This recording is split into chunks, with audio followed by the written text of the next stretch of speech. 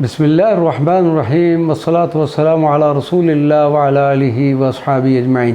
معزز ناظرین و سامعین کرام، السلام علیکم ورحمۃ اللہ وبرکاتہ۔ مدینہ منورہ میں فوت ہونے کے فضائل۔ نبی کریم صلی اللہ علیہ وسلم کا ارشاد مبارک ہے، من مات بالمدینہ کنت لہ شفیعا یوم القیامہ، کہ جو مدینہ پاک میں فوت ہوگا تو روز قیامت میں اس کی شفاعت کروں گا۔ سیدنا عمر فاروق رضی اللہ تعالیٰ عنہ کی دعا ہے۔ مذکورہ بالا ارشاد نبوی صلی اللہ علیہ وسلم سننے کے بعد سیدنا عمر فاروق رضی اللہ تعالیٰ عنہ دعا فرمایا کرتے تھے، اللہم ارزقنی شہادت فی سبیلک واجعل موتی فی بلد رسولک صلی اللہ علیہ وسلم، کہ اللہ مجھے اپنی راہ میں شہادت نصیب فرما اور میری موت تیرے رسول صلی اللہ علیہ وسلم کے شہر پاک میں ہو۔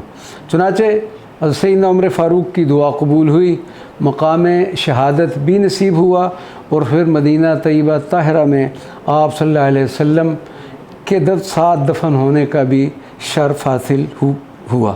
لہذا آپ بھی اور ہم سب کو چاہیے کہ سیدنا عمر فاروق رضی اللہ تعالیٰ عنہ کی سنت پر عمل کرتے ہوئے یہ دعا کیا کریں کہ اللہ تبارک و تعالیٰ ہم سب کو، گو کہ ہم اس قابل تو نہیں ہیں لیکن ہمیں بھی اپنے خصوصی فضل و کرم سے مدینہ طیبہ طاہرہ میں چھوٹی سی جگہ نصیب عطا فرما دے۔ مدینہ منورہ میں تکالیف پر صبر کرنا۔ مدینہ منورہ کے دوران اگر کوئی مصیبت یا تکلیف پیش آ جائے تو آپ صلی اللہ علیہ وسلم نے اس پر صبر کی تلقین فرمائی ہے اور بہتر سے بہتر اجر کا وعدہ فرمایا ہے۔ اس زمن میں بے شمار احادیث مبارکہ موجود ہیں۔ آپ صلی اللہ علیہ وسلم کا ارشاد مبارک ہے کہ جس شخص نے مدینہ منورہ کی تکالیف پر صبر کیا تو روز قیامت میں اس کا گواہ اور شفیع ہوں گا۔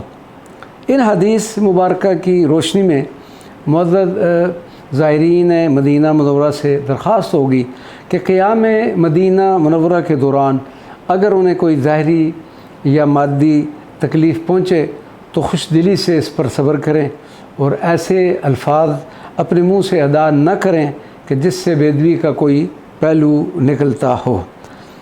حضرت امام مالک رضی اللہ تعالیٰ عنہ نے اس شخص کو 30 درے مارنے کا فتویٰ دیا تھا کہ جس نے کہا تھا کہ مدینہ منورہ کی مٹی ناقص ہے، اور وفاء الوفا کے مصنف نے اس کو جلد نمبر 1 صفحہ نمبر 57 پر درج کیا ہے۔